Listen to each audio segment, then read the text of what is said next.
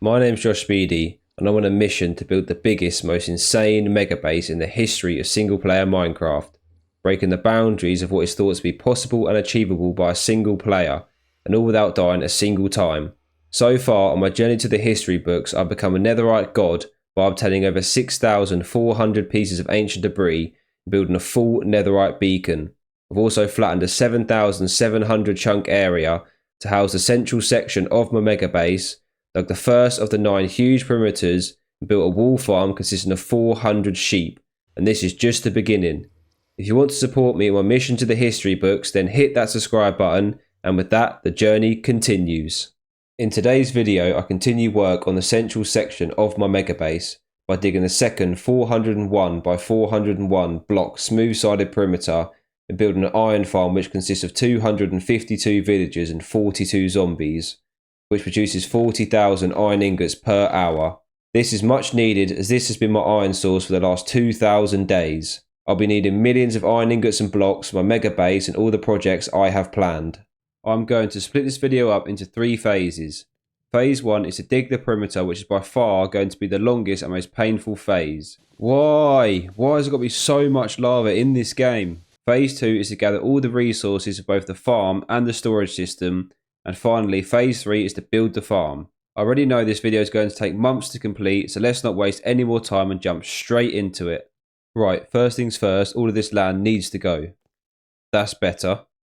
If only it was that simple. If only I did not have to place beacons around the entirety of the outside of the perimeter. If only I did not have to mine 175,000 blocks by hand. If only... Okay, you get the picture.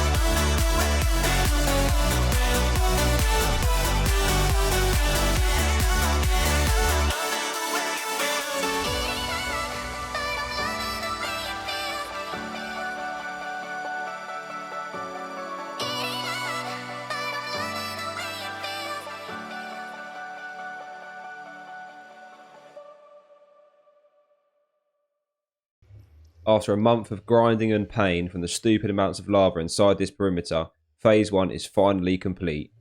This is the second perimeter dug for the central section of my mega base, only 7 left to go. I've got a crazy amount of blocks from digging this perimeter and also collected a ton of diamonds and gold. I've set myself a challenge to never farm redstone in this world and only get it from mining manually, so this should keep me going for a while. Now on to phase 2, which is to gather all the resources for the iron farm and the storage system. So let's head over into my creative test world so I can show you the design I'm going to build.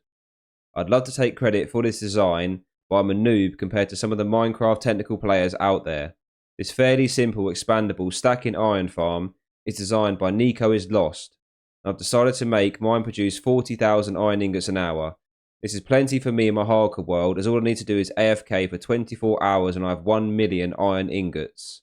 I also use his storage system design template and added 6 times hopper speed shulker box loaders to mine to suit the output of the farm. I'll leave a link to his channel in the description below.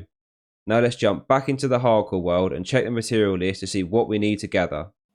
So this is the material list for the iron farm, and this is the material list for the storage system. In total, I need to gather 18,000 items. Most of these items I already have or are very easy to obtain. However, some are more time consuming. I somehow need to transport 2 villagers over to my mega base, and if any of you have ever worked with villagers, then you know just how annoying they can be. My plan is to find the nearest village and transport them using the nether roof and boats. Let's get phase 2 smashed out.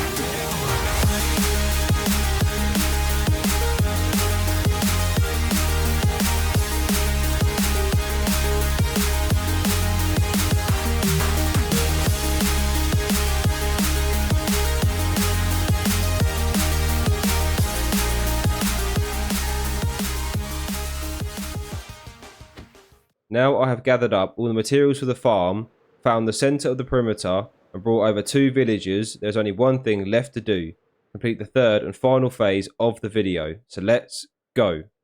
Unfortunately, my replay recording did some very strange things and the file is unusable, but sometimes these things happen. Anyway, I've made great progress on the iron farm and I also built 3 villager breeders as one was way too slow. Time to get this farm finished.